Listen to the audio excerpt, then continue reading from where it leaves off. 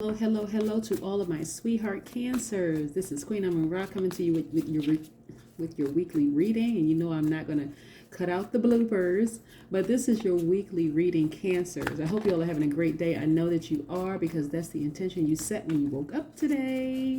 I know you are. What do we know about our wonderful cancers so we can get right into your reading, cancers? Besides the fact that you are of divine feminine duality. That just means that I'm going to leave that card. These cards, they just fell out. I'm going to leave them right there. They're face down, so I don't know what's on those cards, but we'll get to it in a second.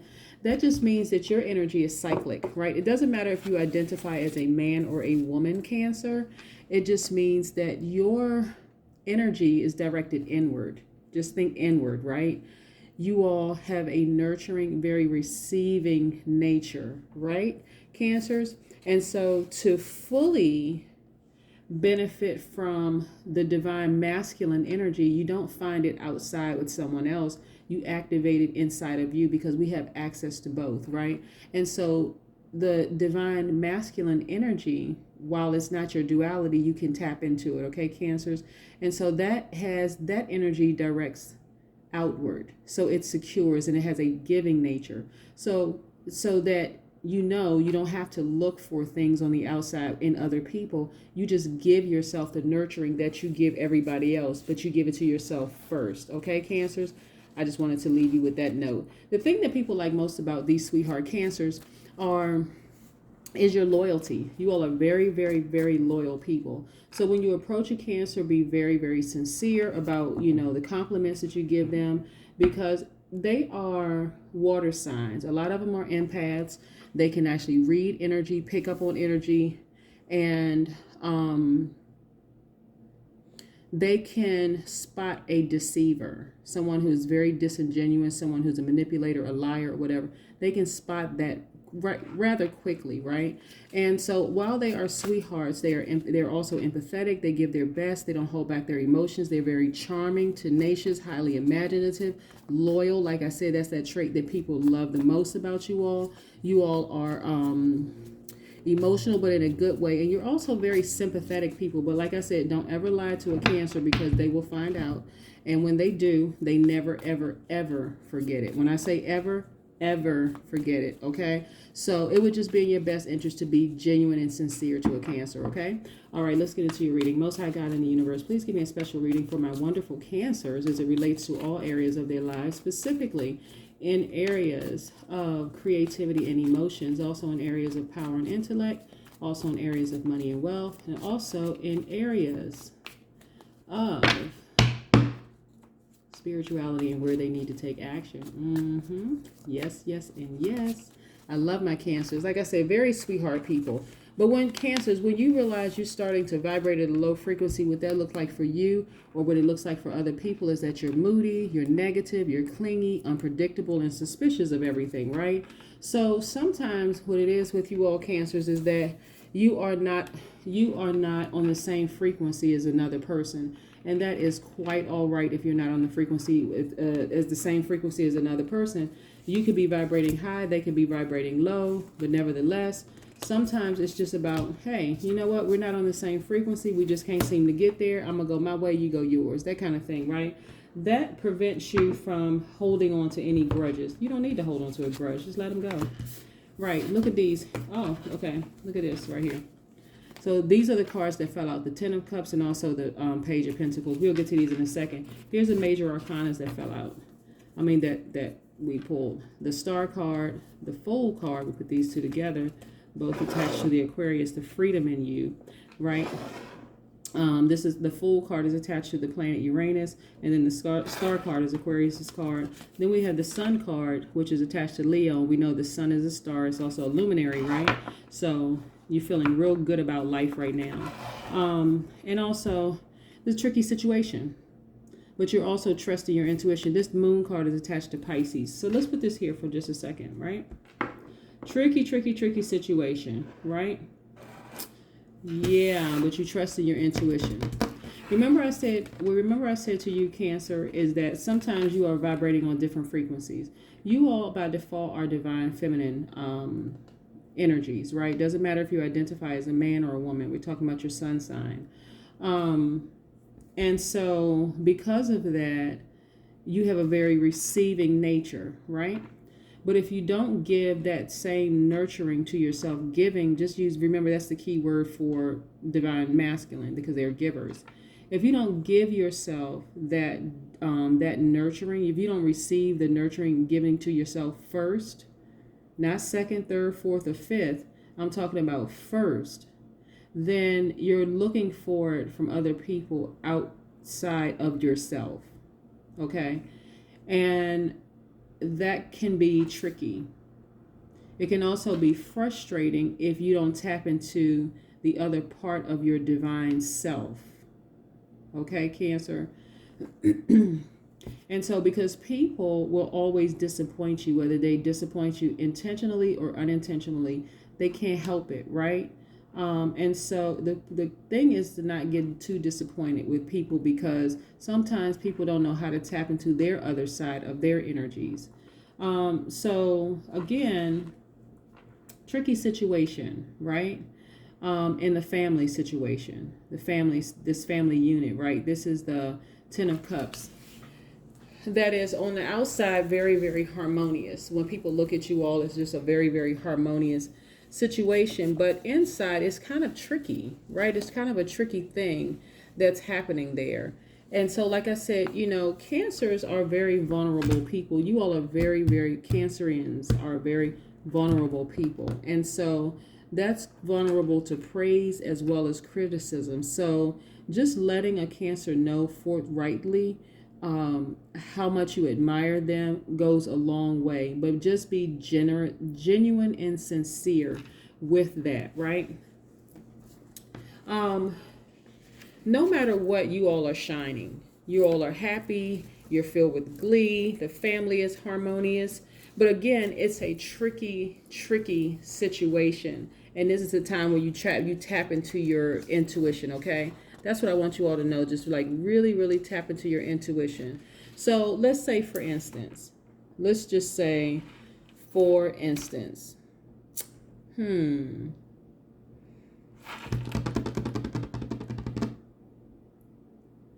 you all are attracted to, and we can run down like these signs, right? So the Cancer and the, Leo, for instance. And so Cancers, you all have to, like with the Leos, because that's the Sun card right here, and these are just examples, right? So Cancer with the Leo, Cancers really have to get used to Leo's extroverted exuberance, because that's what Leos are known for, just their exuberance, right? Your marvelous intuition tells you exactly how to pull the proud and you're able to pull out that proud and flamboyant energy within the Leo. And also, by the way, Leos are divine masculine energy, right? So you all know how to pull it out. And so their sunny disposition, by the way, is excellent for the Cancer. It's really, really excellent for the Cancer. And we're talking about like your amorous combination, like in relationships. Their sunny disposition is excellent for you all. When we're talking about like Aquarius, when we're talking about Uranus, the Fool card is attached to Uranus, the Star card is attached to the Aquarius, and Aquarius is Uranus's ruling planet. They're both fixed signs, right? Air sign, fire sign. But when we're talking about like you all are just like warm and responsive, and so Aquariuses are just cool by nature, right? I'm not talking about like they have like this cool self-possession. And so that can be a very, very interesting combination for you all, because there's a lot of things that, like I said, Cancers are sweethearts.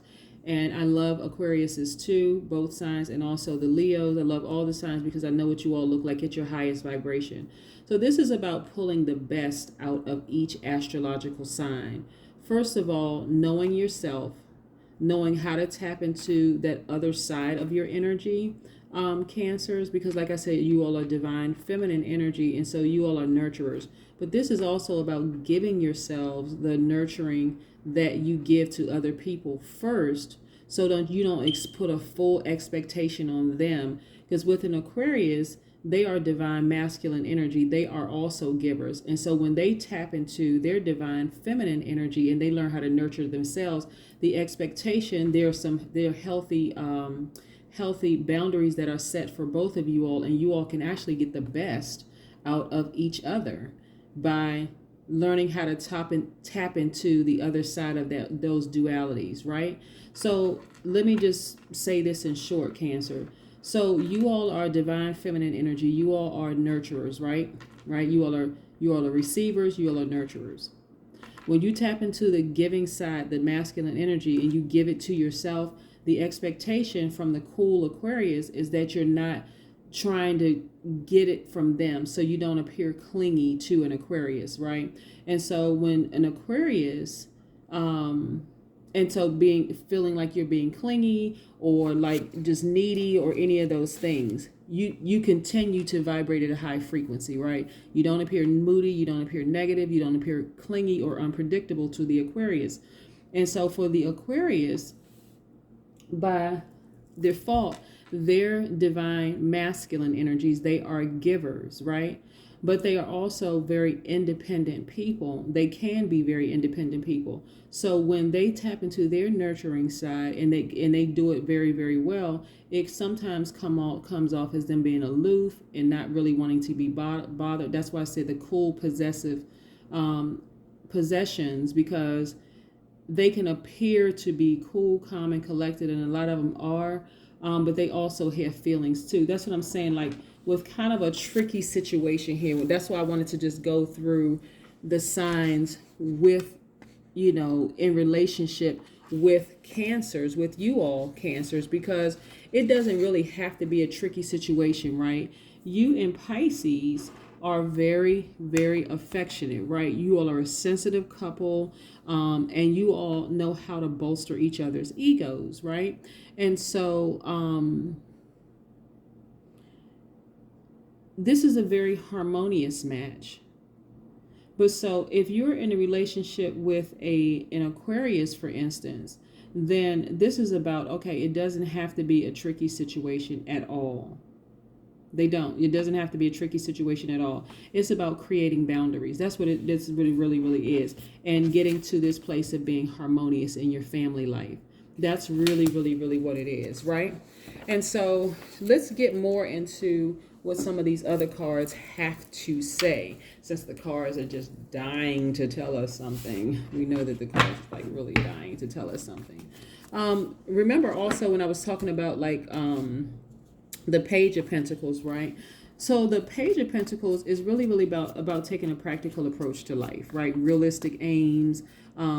Your focus is really, really tight, looking for new windows of opportunities, that kind of thing.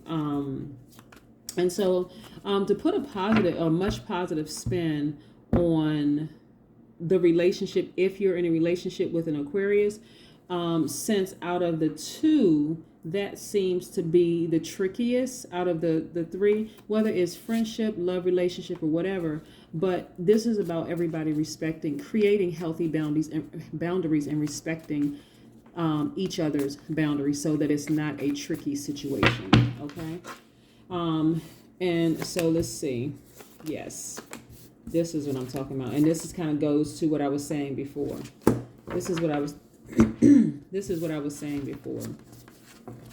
And look at these cards. We have the High Priestess. We have the Tower card.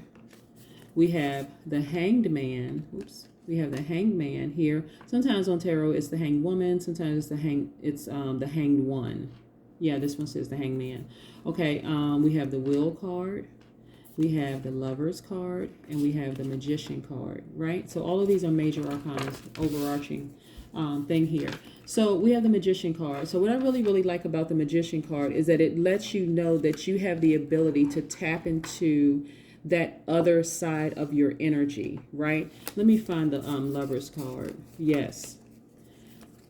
As it relates to this, that's why I wanted to break down your relationships with these three signs here, these other astrological signs, because this sun sign is the divine masculine. Aquarius is divine, that's a Leo, by the way, divine masculine. Aquarius, divine masculine. And then the moon, Pisces, is divine feminine, right? And so you all will speak the same languages because both of you all are divine feminine, easier than these two right here, the Leo and the Aquarius. But they're all doable because when you all create healthy boundaries, then, and you all respect each other's healthy boundaries, it can work out great, right? Because you're setting your expectations as well. But here's the Magician card. When you think about the Magician card, think about pulling a rabbit out of a hat. And so this Magician card is telling me that you have the ability to tap into the duality, right? First of all, loving yourself deeper and kinder. You see a man and a woman here. This represents your divine masculine, divine feminine, first and foremost, so you don't have to go outside looking for somebody else, thus getting frustrated about the situation, right? You can tap into it yourself. You have infinite wisdom and knowledge when it comes to this area, right? You can tap into this for yourself. You don't have to seek it in somebody else. That's how powerful you are, right? So if you're in a relationship and it's kind of a tricky situation where you're kind of like feeling like, okay, I'm not sure, I'm not, and that's, look at this, the Tower moment. That's where your revelation comes in. That's where you all are hitting the reset button in this relationship and saying, wait a minute, hold on. All I have to do is be a little bit more patient. This is the Hanged One right here. I have to just be a little bit more patient with this situation. I need to learn how to speak. We need to learn how to speak each other's love language so that this thing can survive. And that's where you'll start to see good karma happen, right? For the relationship. And that's where the harmony comes in.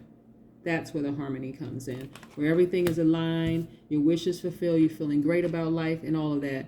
And then we have, like I said, the Wheel card, this Wheel of Fortune, right? This is good karma happening for you all, right? But both people have to be willing, right? Because if not, and it's out of alignment and people aren't willing, then it's going to be a disaster, right? Then we have the High Priestess card. But in this instance, there is hope. There is hope that the relationship can survive. When I talk about love, I'm not just talking about romantic love, right? I'm talking about friendship, because that's where it should start first. Even if you're in a romantic relationship with a person, you start with as friends, getting to know a person. Sincerity, honesty, truthfulness, that kind of thing, right? When we're talking about the High Priestess, we're talking about the Moon card. We're talking about the moon. It's attached to the moon, not the moon card, but it's attached to the moon. So this is about you also developing your talents. This is about you being a divine goddess energy, right?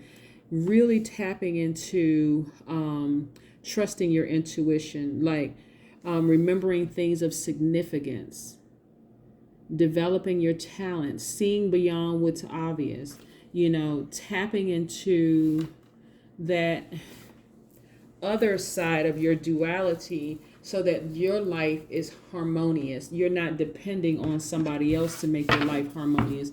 You're doing it. You know how to do it yourself. And so thus you don't feel the internal pressure of causing or making someone else do things for you that you can do for yourself internally, right? Spiritually. Let's see what we have with these oracle cards. By the way, people always ask me what cards these are. These right here are the Oracle of the Seven Energies by Colette Baron Reed. And then these are the Light Seers Tarot cards by Chris Ann, just so you know. Let's see what the Oracle card says. Spirit of gratitude. Yes, look at this. Spirit of gratitude. It's amazing when you have this spirit of gratitude towards things in your life. Nothing really seems small. Everything from waking up in the morning, blinking your eyelashes, all of that is just like, I'm just grateful. That kind of spirit. You know what I'm saying, Cancer? I'm just grateful for it all. I'm grateful for the lessons I've learned. I'm grateful for the blessings. I'm grateful for everything, right? And so what I really, really like about the number 7 is that, and when I talk about the number 7, I'm talking about 4 and 3. See this 4 and 3 right here? So the number 7, it really is about a person who has unorthodox, unique beliefs and values. That's what it really, really is about. The number 7s have really good memories. You also enjoy looking back at like history, the history of a relationship, and that kind of thing, right? And so this is about, in this particular spread, about rekindling the love that you have, feeling free, just like hitting the reset button, just like, you know, having positive energy, and just like the full and upright, knowing that you're a star, being able to tap into both sides of those energies and just getting the best out of life, so that you and your family will just be extremely happy. Okay, Cancer, that's what I have for you. Have a great day. Bye.